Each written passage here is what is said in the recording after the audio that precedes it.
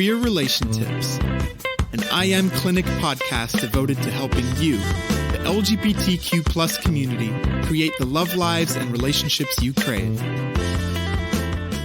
Once we break out of who we are and we become comfortable with our queerness, we experience life so much more fully. Once we break that first barrier, you know.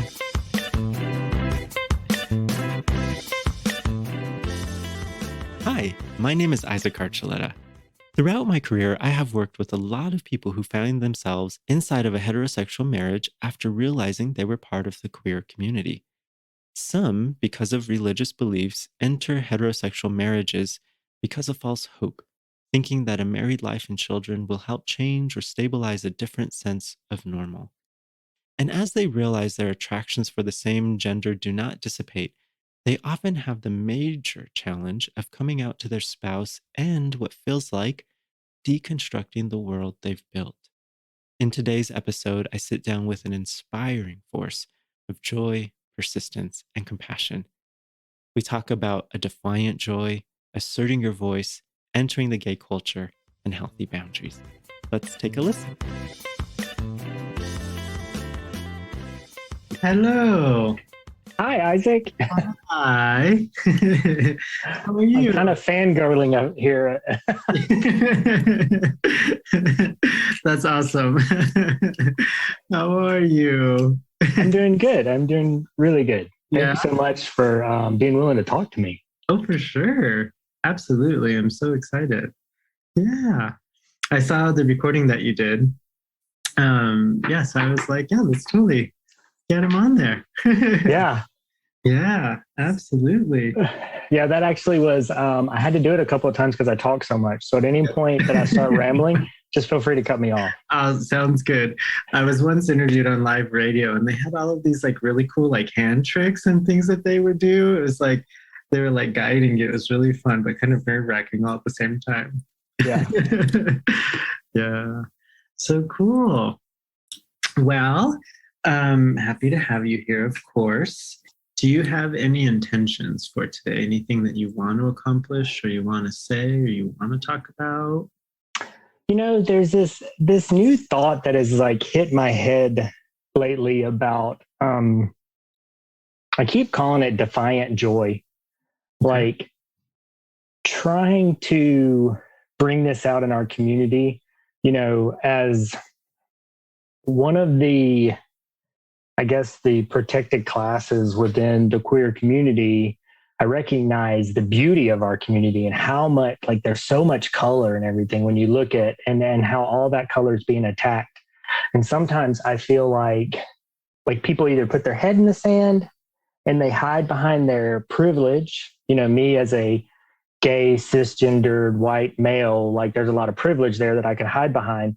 But then I also think that it's our duty to like stand up and be like defiantly joyful about who we are and the community in general, and like embrace the beauty of, you know, the trans community, like the non-gender conforming, and just there's so much color. So anyways, that is the thing that keeps popping up because I've been thinking about this too, like my intention. Obviously, you know, from my video that I work with guys who are married and as they come out, and I have a brand that I created called Live Out Proud. But if I could get across to anybody, it'd be just to be defiantly joyful, because in the time that we have right now, I think that pisses people off more than being angry.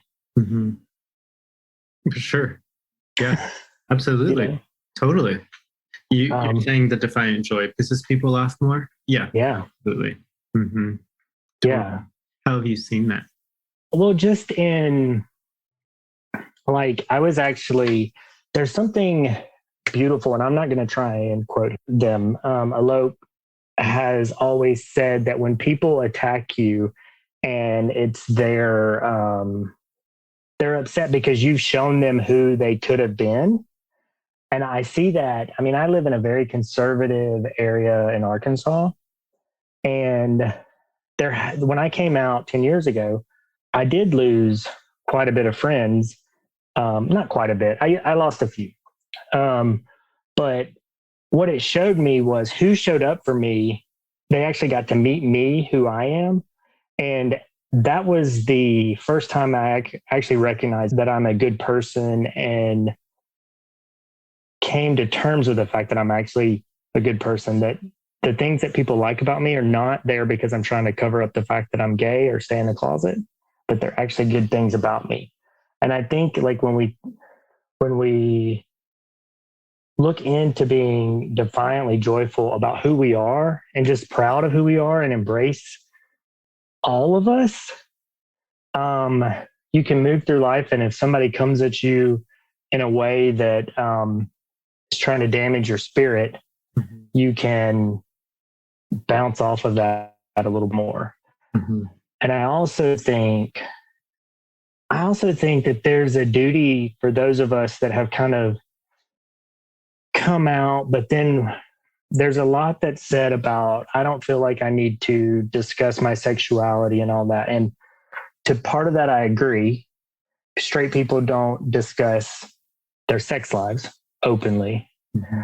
But I do think that there's a responsibility to the greater community for all of us to be, or for all of us that are out, to be vocal about who we are. Mm-hmm. And the thing is, when I think about the fact that I'm a gay man, like some of the guys that I help, they ask me, well, teach me how to be gay. And I tell them that there's only really a small part of what makes you a gay man, mm-hmm. which is your attraction to men, the bigger part of who you are is all the things that you've been hiding because you didn't want the world to see you. And that's what you need to focus on projecting to the world. I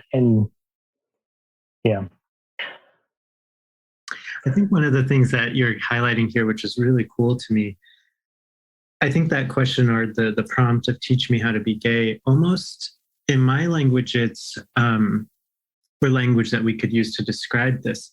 It's very much kind of like saying, how do I now assimilate into a new culture?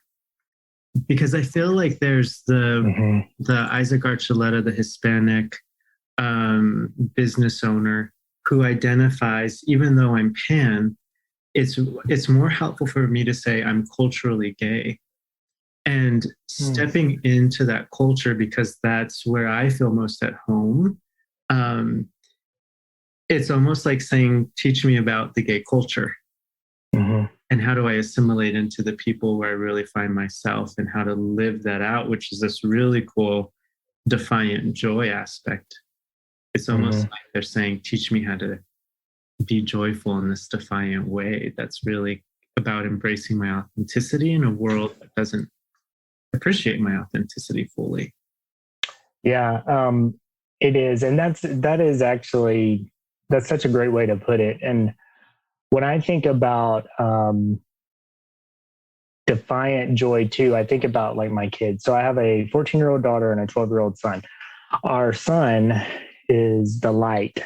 Like he's just this boundless energy and exuberance. And like he and I love Monster Jam, the monster trucks. And we go to these monster truck rallies and I post pictures of it. And at first everyone's like, oh, that's so masked. You're so butch. And I'm like, what if I just think it's cool and I'm spending time with my son? Like this isn't, and I think that's the thing that people get so caught up in. And I understand it because it is working to feel comfortable in an environment. But that to me is like an example of how I try and just be defiantly joyful. Like we love those. And it is very, masculine. Although I will say I went to the world finals and a woman won, and I thought that's super badass. That's cool. Yeah. Like with these guys, especially the guys that I work with, there's a lot of religious background and all that. And I call it, they have lost their checklist. So when you're in the closet and you're a man married to a woman within the church, there's this checklist, right, of all these things that you do or you don't do. And that keeps you in line and you're doing the right thing. And then when you had enough and you finally come out, you lose that checklist, which you've spent God knows how long checking off. And so you lose the check the box mentality and you don't know how to function. It really is something I really am grateful to be a part of these guys as they go on the journey. It teaches me to be appreciative of my journey and also just, I guess, the beauty of our queerness. Sure. I'm kind of wondering if sometimes when someone is embracing this beauty, it means that they were without it or detached from it. And I'm wondering if that's part of your story a little bit. Yeah, I could say, just to give you my background, I don't know how much, so I grew up in Alabama, if you can't tell by my accent. I was fairly religious. I didn't go to conversion therapy or anything like that, but married a woman because I had my dad died young when I was young, didn't have the greatest parental relationship. I wanted to have kids. I wanted to have a family. I wanted to create this nuclear unit. The only way I could do that was stay in the closet because, I'm 42 years old. That back then there wasn't an example of anything where, I could be out and have a family. And so I married my best friend. We actually are still friends today. I moved back in 3 years ago with her and her husband and my kids in the house that she and I bought together. So it's really modern family-esque. But and what a cool story of connection and like long-standing love. Yeah. And it is, it definitely is love. And it's something that had to change. Like I said, I've been out 10 years and she had to realize that what she was feeling of love towards me was kind of the same because we had a really good relationship. The intimacy part, not so much. But makes sense. But yeah, the detachment, it definitely was there. And I can remember, like, I was never, super macho or anything like that or homophobic, but I would definitely be careful about what I would do and what I would say. And the thing that I remember always is, people would say, "Oh, you're such a good husband. You do so many nice things and such a good dad," which is a whole nother podcast in itself. But I can remember like beating myself up internally, like every time I'd get a compliment like that, because I felt like I was doing all that extra stuff to keep that door shut versus actually just loving April and loving my kids. And even though it wasn't the romantic love that she thought it was definitely love. Like, I'd do anything in the world for her now. Absolutely. So, yeah. It almost sounds like the more you, I don't know if this feels like dramatic language, but the more you checked off your list on a day-to-day basis or even played a role, it felt like you were somehow being submissive to the standards rather than defiant and asserting your own joy. Oh, yeah, absolutely. Yeah. Gosh, it's such a dark place. I mean, well, anyone within the community knows what it's like. But when you've built a life and there's like something that I know now is such a small part of who I am, but at the time it's such this huge black spot on your life, and everything is predicated on that, and all that you are is a fraud because of that one thing. It is really challenging. I think it's it is the reason why I work with guys specifically who've been down the same path as me, because there's just some uniqueness to it that it's hard for some to relate to. Or maybe these guys just feel comfortable with me. I don't know.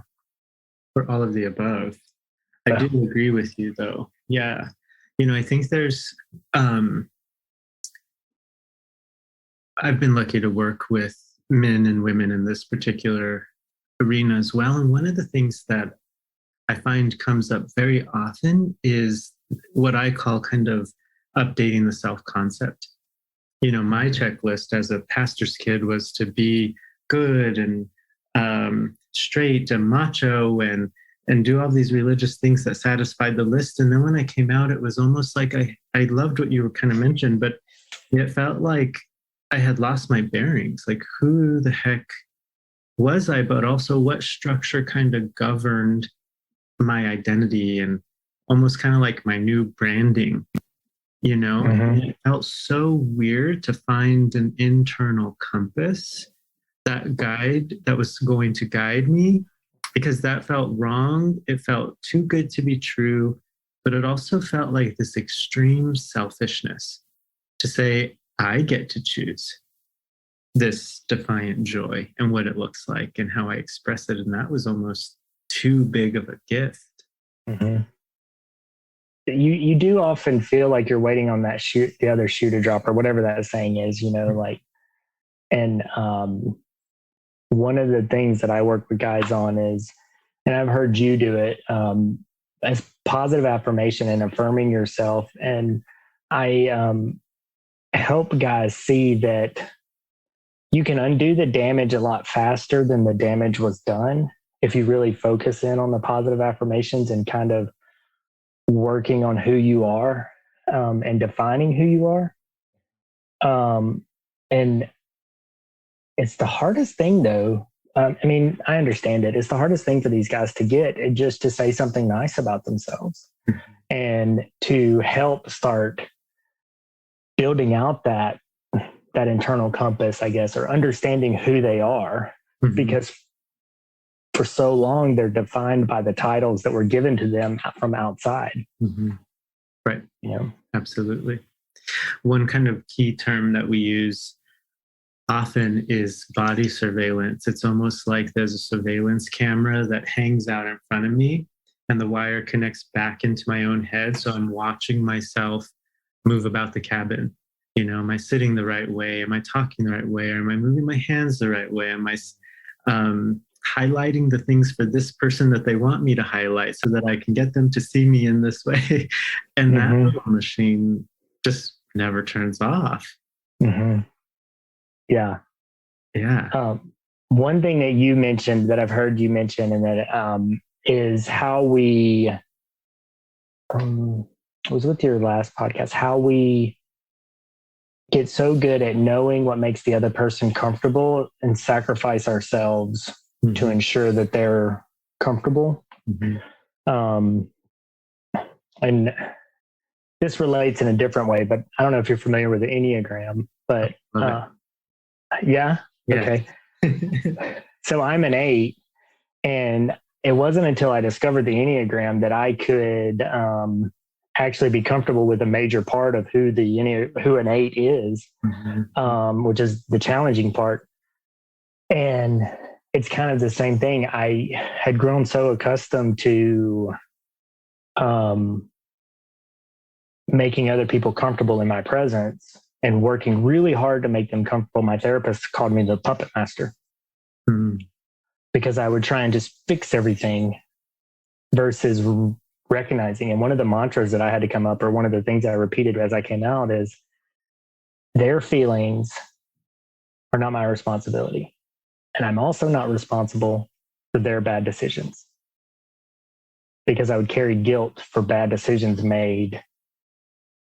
You know, like if April made a bad decision or whatever, or like I carried guilt because I caused that. And it was detaching all that that took a lot of work, a lot. Oh, for sure. Yes. One of the things that sounds like you're describing is actually like a really healthy boundary system.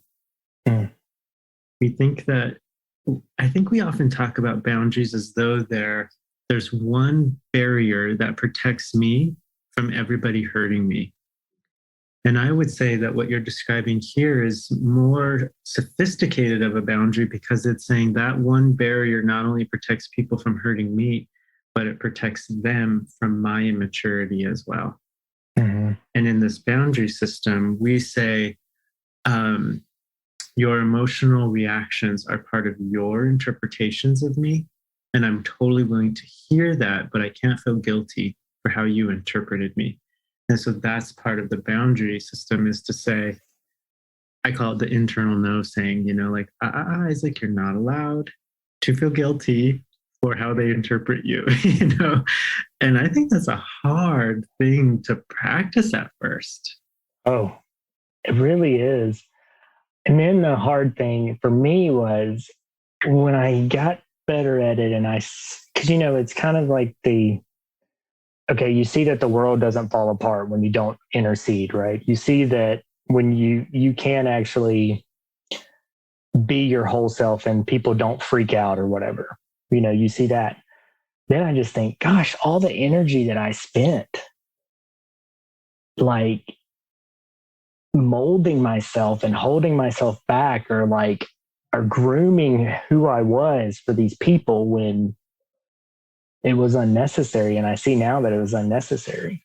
That's the thing that I'm amazed at when I look back at how I maintained the call, kept the door shut. And even afterwards, just kind of telling people that I was gay, but then that was it. Yeah, absolutely. What do you think made it so necessary? I'm thinking of you as a little kiddo in the South, I'm guessing Alabama,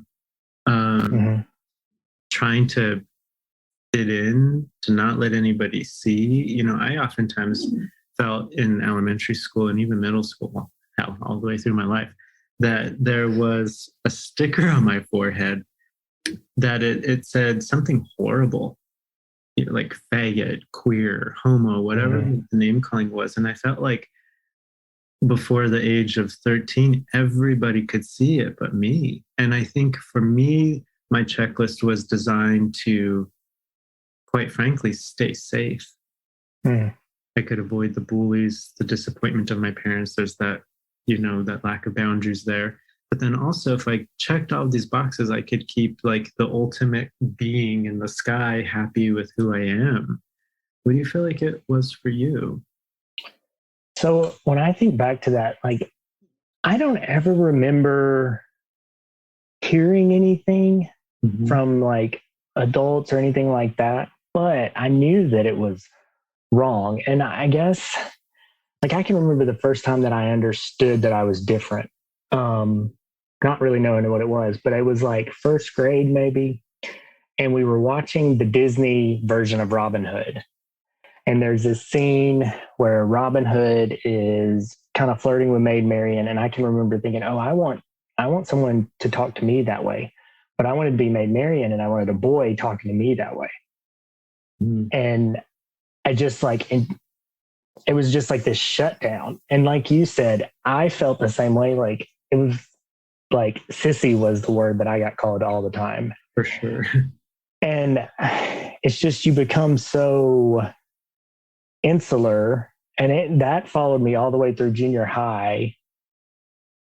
And honestly, thank God for puberty, because at that point, I shot up and got a little bigger. And so I wasn't picked on as much. But it still did feel like there was this, I don't know, it's blinking sign, with an arrow that says queer, homo, Yes. For sure. And then also, what comes from that is okay, well, this is bad, obviously, because everyone's they're saying it when you're young, they're saying it in a way to hurt you. And obviously sissy is meant to be, nothing that's fun to be called, but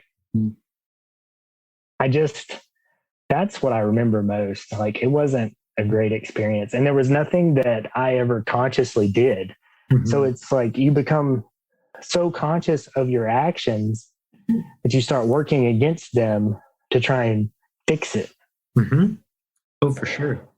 Yeah, that surveillance camera is designed to stop anything wrong, Yeah. Yeah, Absolutely.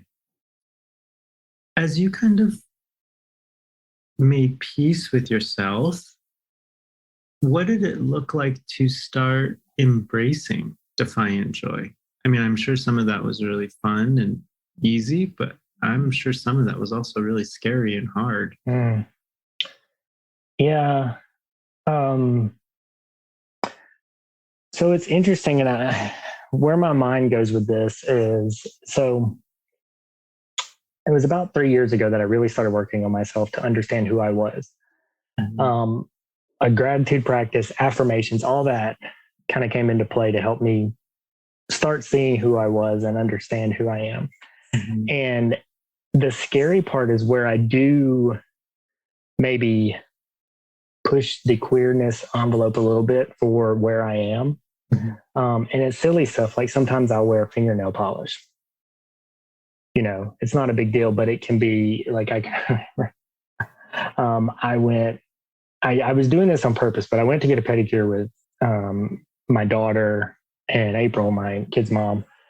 And I was like, okay, I'm going to push the envelope here because April is supportive, but she feels like, because she's not in our community, she feels like there's a lot of blowback towards kids, the kids. I'm like, I'm going to get toenail polish.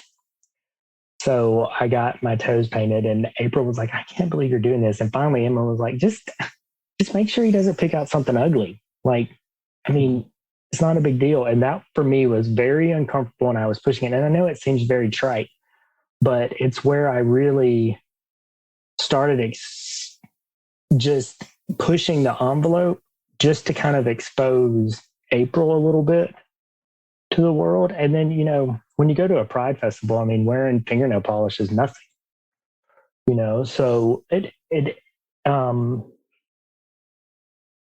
that. And then there's also the scariest part was honestly coming to terms with me as a good person. Because you get so comfortable in your self-hatred and self-loathing. And it becomes like your warm, prickly blanket. Oh, yes. And so like when the hard work, I think, comes at when you recognize that you're this great, wonderful unicorn of a human, then when people come at you, it's like you really have to work to say, no, that's their issue, not my issue. Whereas when you were in that dark spot, it's just real easy to wrap that prickly blanket around you and go and like, and I think that was the scary work of letting that go and really pushing just to be myself and be a light that we all should be. But that was the scariest part for me. Yeah. I'm thinking of this warm blanket. We wrap ourselves in blankets when we're all alone, usually.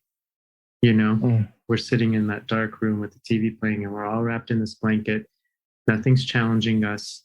We're feeling isolated and lonely, but it's also pretty comfortable when no one's looking at us. That surveillance camera's turned off and we just get to rest for a little bit.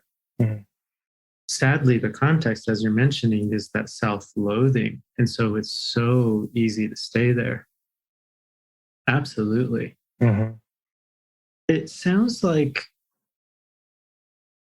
one of the things that you're kind of describing is really learning how to, first of all, experience yourself as beautiful, and then stepping over the fear to really assert yourself and your preferences, to really not only embrace them, but then to express them. And that's a totally different process. It is for sure. We want to make sure that we are a resource for queer people, no matter where you are in the world. And that's why we offer support and process groups. If you know of a trans teen that might need support or community, or maybe you're wanting to deepen your connections, iAmCouncil's groups could be a great fit for you. Learn more at iamcouncil.com That's iamcouncil.com. You know, one of the things that I told you, like I created this brand, Live Out Proud, and I still, like I'm wearing this shirt right now. I'm going to take my daughter to a softball lesson, a hitting lesson. I'm going to wear this shirt.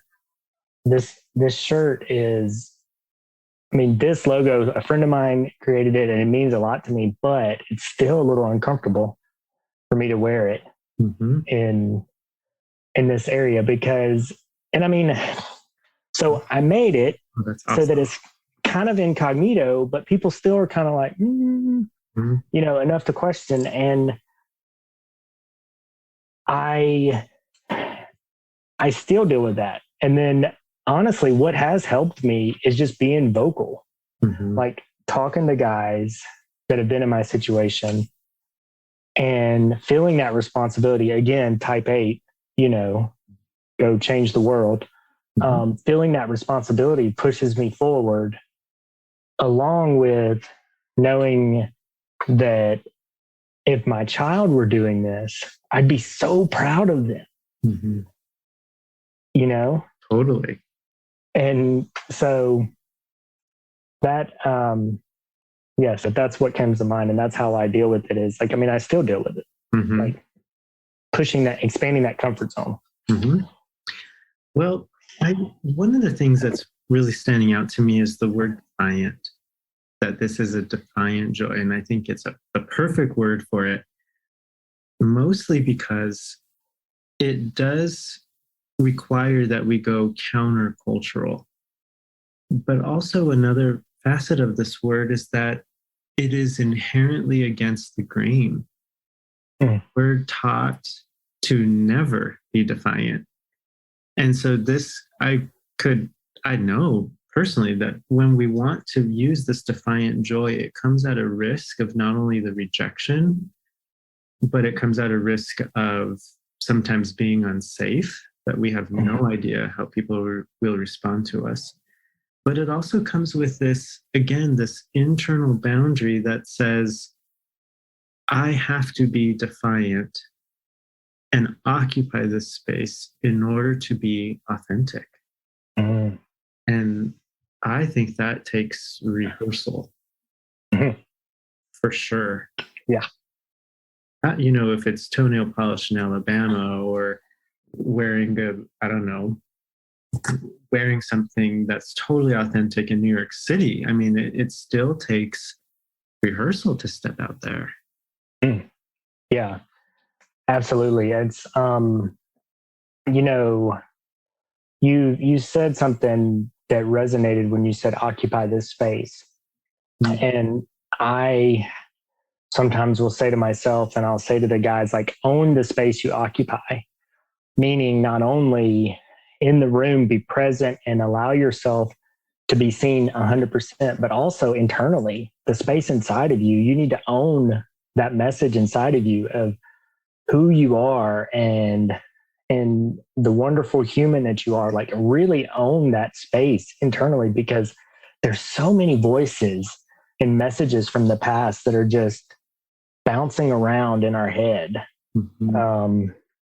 And that you really need to own that. And I think that is what I've had to practice to get to the point where I can push the envelope that's for me, you know, just reminding myself that, no, I am the person, like, this is who I am. I'm not going to be ashamed of it. I'm not going to hide it. Yeah. I remember I took my partner Joe to New York as a surprise trip during Christmas one time, and we were walking down Fifth Avenue. We were right by the Rockefeller Center, and there was the Cole Haan store, and there was this brown leather tote. It was made for men, but it looked like a woman's tote bag. And we walked past the window, and I wanted it so badly. And I didn't say anything, and we walked around, we looked at the tree, and then we walked past the window again, and I wanted it so badly, but I could not envision myself carrying that brown leather tote on my shoulder. And for some reason, we walked in there and I'm looking at shoes and I'm looking at the bag and I try on some shoes and I'm looking at the bag and I try on a coat and I'm looking at the bag. And finally, I'm just like, I have to buy this bag. It is in my version, in my context, I guess I should say, wearing this bag is a defiant move. To show up wearing this bag in front of my Hispanic parents, my machismo family, in the Denver culture that isn't very fashion forward, or at least wasn't back then, and thinking like, how am I going to be, this 130-pound small little Latino carrying a brown leather tote on the streets of Denver? Like, I'm gonna get my ass is gonna get kicked. Like, what the hell am I thinking? But I could not leave it behind because it felt like I had found a part of me. Mm-hmm. And I wasn't willing to leave part of me behind anymore.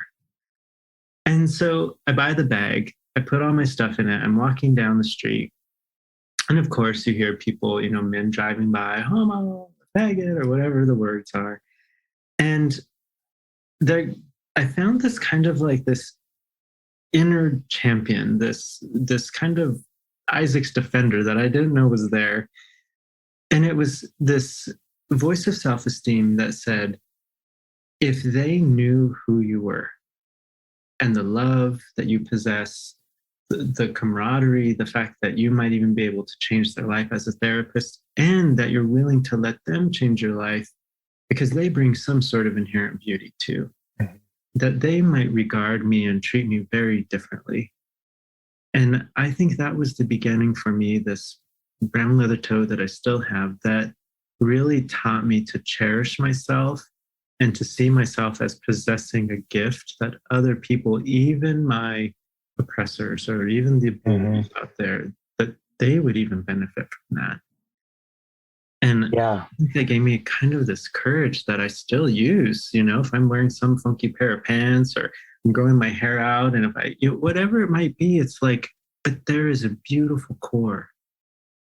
And I don't want to lose that. And people can't see it, just like you're saying, I can't feel guilty for that anymore. I can't stay small to protect them. Yeah, I love that story. I love the power came really when the opposition came at you. Mm-hmm. I mean, that's what, and to take it and to blow it out a little bigger, you sharing that story empowers other people. And then it is like, you do become the superhero. And that's what I think is so important to our community. And that's, to me, what Defiant Joy is. Like, you think about when you think about Stonewall, right? And you hear and you read the history of it all, and you read that it was, the trans community and drag queens that actually threw down and started the change. And it was like these people that were the fringe of the fringe found their inner badass, and they were defiant.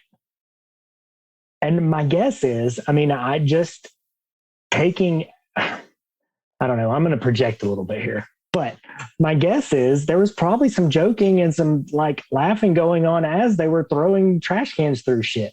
And there was joy, there was some joy in that, because one, it's just the release of all this that you have that comes at us in the community. Mm-hmm. And I feel this real sense of responsibility, especially those of us that are not considered fringe. I hate that. Well, I don't know how to say this any better, but those of us that are more mainstream within the community, we really need to step up and kind of be the shield for the community and project that so that we can move society forward. Mm-hmm. That's a really big proposition, but that's just what I feel like. Mm-hmm.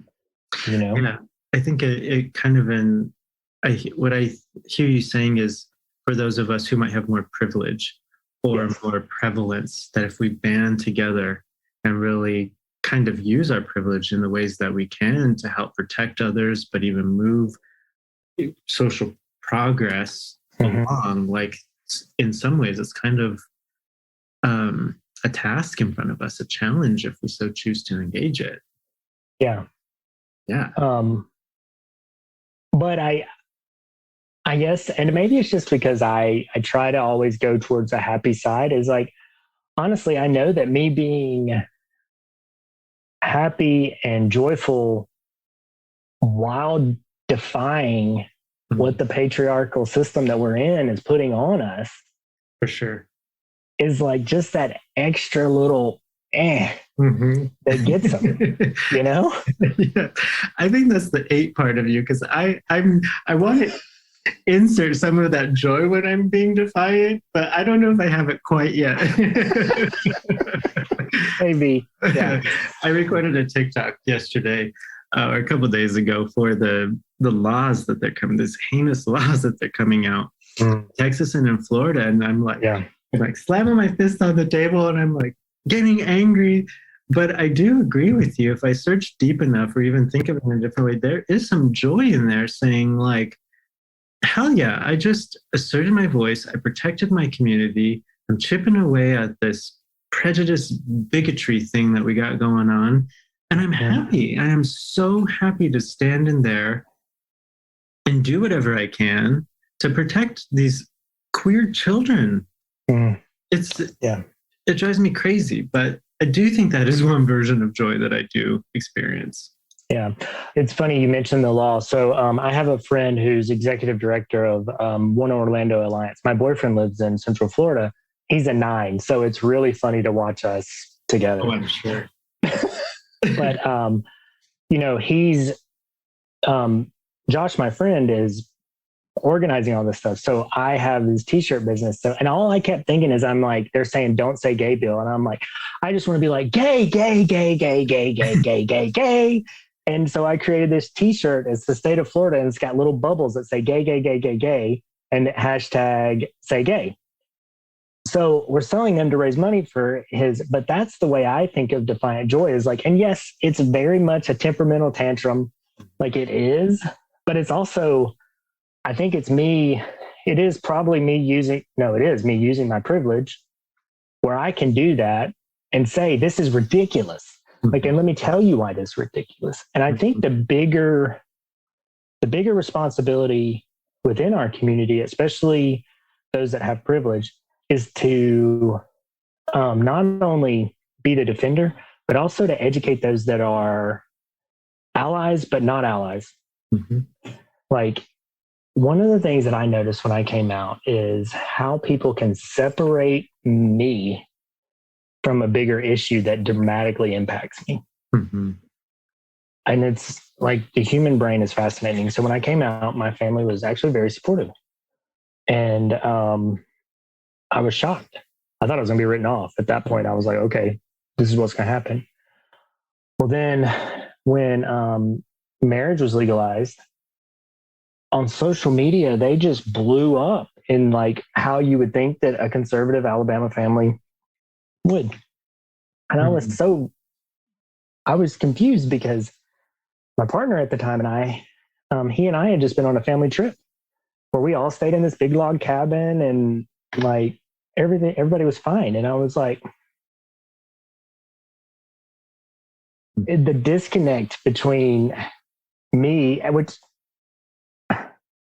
I don't know how to really wrap my brain around it, because I'm like, I'm appreciative of the support for me, but then also the vitriol that they were just spewing about my community, which is me again, and then having the disconnect. So I think the responsibility of those of us that assimilate more in mainstream is to educate people that don't really understand why these laws are so, why they're so terrible. And also, I think it's a response. One of the things that I hate is like that it's all about sex. For people that are not gay or within the queer community, it's all about sex. And one of the things that I love that you say, Isaac, is what if we were able to emotionally come out? Like, you blew my mind one day. It's 5 a.m. in the gym, and I'm like, holy like, I have like a moment, because it's it's on that episode where you did the masculinity, and you talk about emotionally coming out. And what if, instead of talking about our sexual attraction, we talk about, this is how I feel seen, this is how I feel loved. And it just so happens to be with a person that shares the same gender as me.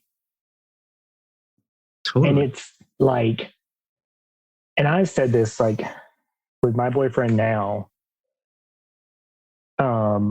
like, if people were to look at us and how we are together and say that that's ugly, and the love that is between us, then they just never experienced love. And frankly, there's probably a lot of straight people that are just jealous, because I do feel like once we break out of who we are and we become comfortable with our queerness, we experience life so much more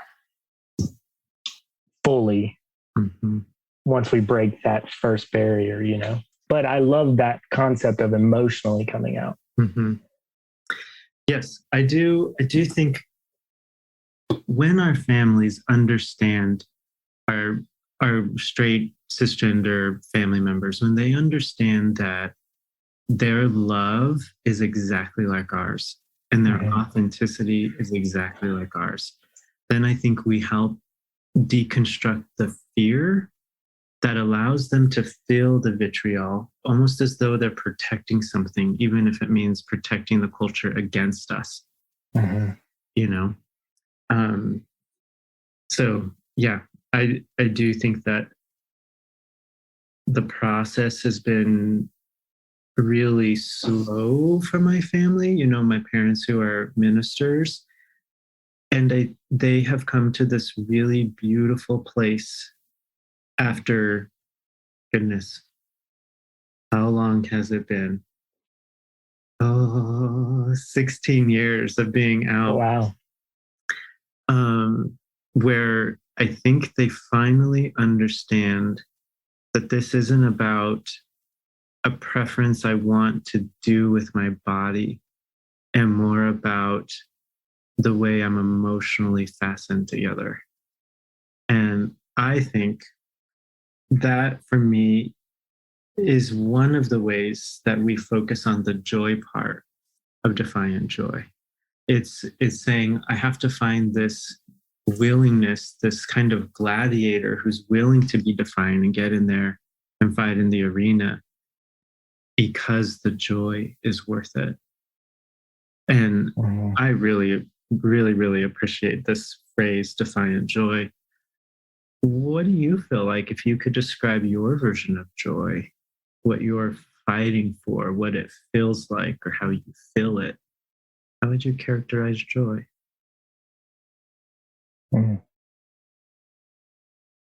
It's the comfort of being in a space where I can be with my kids and their full-on personalities, my ex-wife, baby mama, whatever you want to call her, best friend, and my boyfriend, and like not giving a damn what anybody thinks. That to me is joy.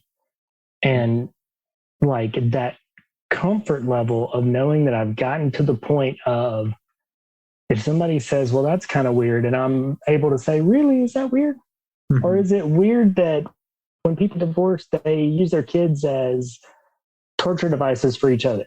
Like, you know, and like, and it's kind of, maybe it's a bizarre thing, but that's how I feel joy. Like, knowing that my life did not turn out any way that I planned, and that I am the most comfortable that I've ever been, and that I can smile every day and be good with it. And not just good with it, like really like take it in and absorb it and feel it. You know, there's something that you mentioned that made me think, like, her boyfriend's name's Adam, and he's a gaby. So, but we're the same age, and, you know, similar past. We were at the beach and we held hands walking down the beach. And I can remember like just it being a surreal moment.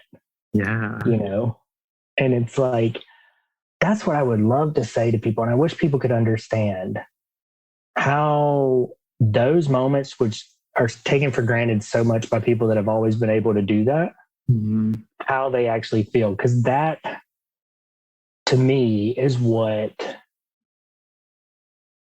it's all about. Like, it's not about the sexual stuff. It's about those moments of connection that can be so powerful, but seem so benign to everyone else. For sure.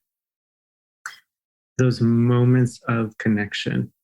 I think that those moments, they're not only worth fighting for, they help contribute to our self-fulfillment. But I think connection is what we're made for. And this defiant joy to fight for those moments of connection, I think that is a very peculiar and special, I might even say sacred form of authenticity.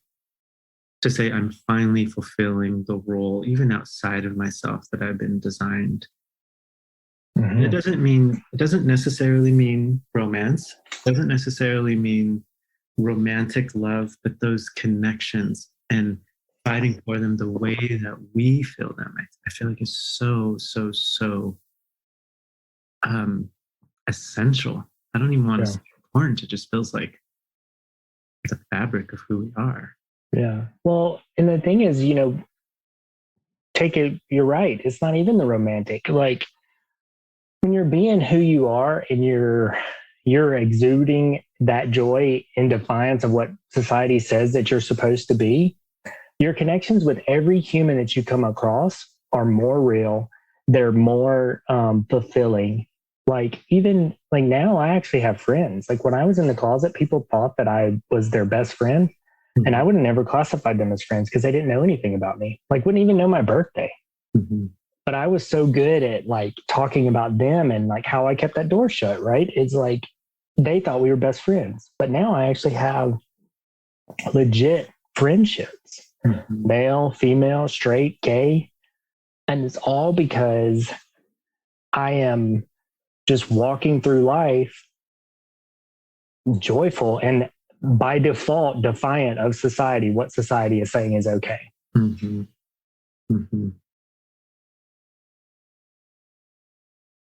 The defiant part, it almost sounds like I'm percolating something. I can't really put my finger on it yet, but it feels like anti-shame.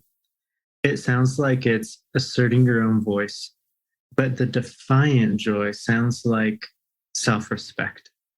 And that self-respect becoming self-love, showing love, and this massive ripple effect. Yeah. I think there's like, so I've been debating on whether to share this or not because of how it sometimes can be perceived. But for me, the defiant joy, like when I practice this thing where I become a superhuman, like in my mind, if I'm scared or whatever, or I'm nervous about something, I build this persona in my head and it never fails. It's always a powerful Black female that I build in my head of how I'm going to enter a space. And it's like, and I don't know why this is popping up, but I just feel like I'm going to share it with you. Like, that to me is the thing. And you said self-respect. And that is what I have always admired about strong women. And particularly when you look, you know, in strong Black women that I've come encountered with, is the amount of self-respect and how they demand that level of respect in a space. That's what triggered it. And that, for me, is absolutely right. Like, it is all of that. Absolutely. I like the notion kind of underlying all of this is, as we embrace our own authenticity, we liberate others to do the same. And that's kind of a mock-off version of a Marianne Williamson quote, but it is true. You know, that that powerful Black women, I think all of them are very they're all powerful, but Yeah. they show us a part of who we are, this power that demands and creates self-respect, and sounds like a powerful thing to embrace. Yeah.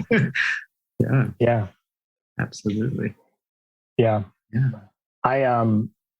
One of the things that I make sure I do when I'm working with guys that particularly out of the church background, I'm not going to say it on here, but I'm very intentionally crass about a lot of things, just to break down their barriers of what they're comfortable with and and to get them to realize that. And I think there's a lot to be said. Like if I can break that barrier, similar to what you said, I'm liberating them from the box of the church or whatever is holding them back. Absolutely. Yep. So. Yeah. Yeah. Sounds like you're doing fun, great, meaningful work. I love it. I am sometimes amazed by people that have like large practices, because it is I'll take on 3 or 4 clients at once and we work together for a short time, because I focus on the conversations and how to help them have strong conversations when they're coming out, or to deflect or whatever, so they're not impacted by the words that people say. So we work in like sprints. I have to take reprieve though. Sure. Recharge. Yeah. Yes, for sure. Yeah. I once walked out of, I was an adjunct professor, and I walked out of a class where we were talking about empathy, and I was demonstrating it, and we were doing this experiential exercise, and I walked out depleted, and I went to my mentor and said, why was I so exhausted? I was crying in my car on the way home. And she said, Isaac, it's exhausting to swallow glory.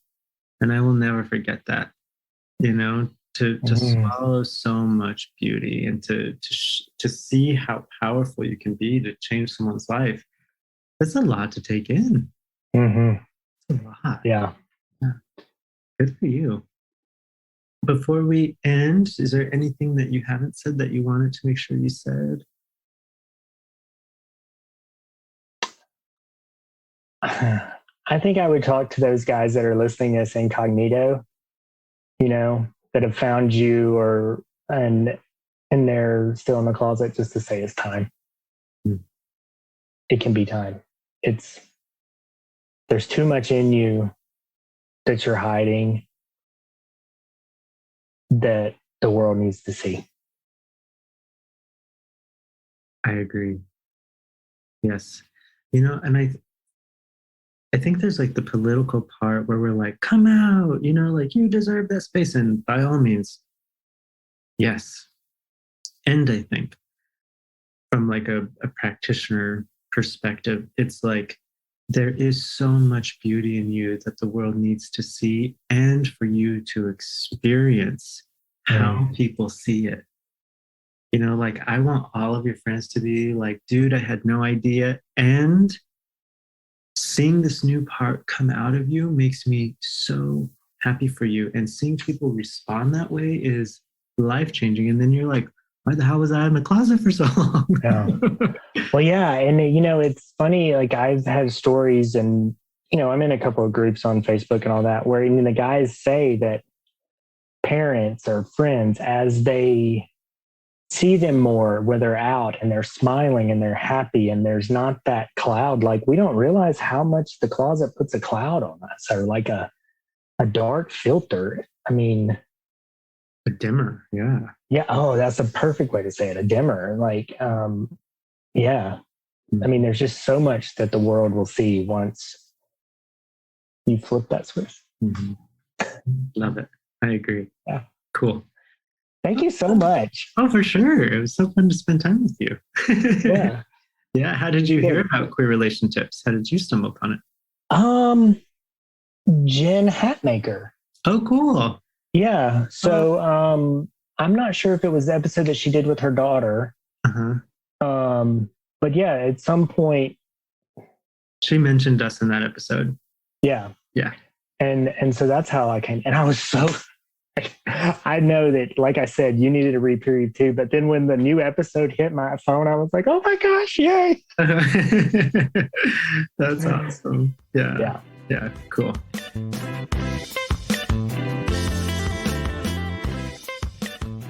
Society puts a lot of pressure on us to do things the quote unquote normal way.